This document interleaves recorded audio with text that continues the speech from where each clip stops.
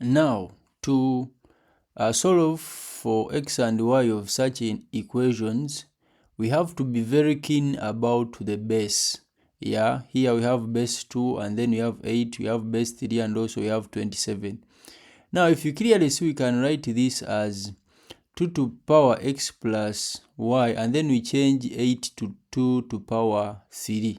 Yeah, and then we go ahead and say we can compare, equate the bases are equal, then we equate the power. So we have x plus y is equal to 3. Then going to the 3, we can write it as 3 power 2x minus y is equal to 3 power 3. Therefore, we can equate the powers by having it as 2x minus y is equal to 3.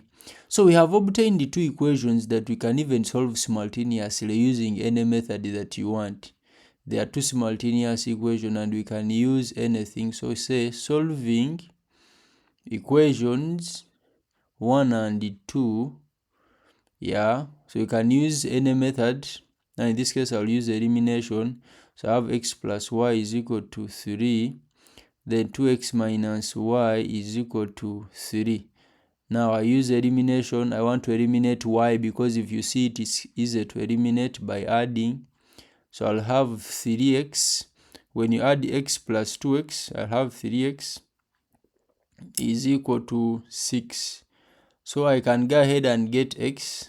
So our 3x, which is equal to 6, dividing throughout by 3. So we divide throughout by 3, divide by 3. Our x ends up being 2. Now, after getting x as 2, I can use any equation. So using equation 1, you can use even 2 if you want.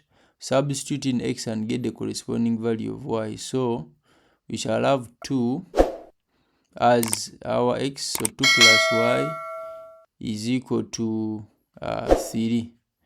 So that is where our y can be 3 minus 2, and then our y ends up being 1. Therefore, we have obtained our x and y.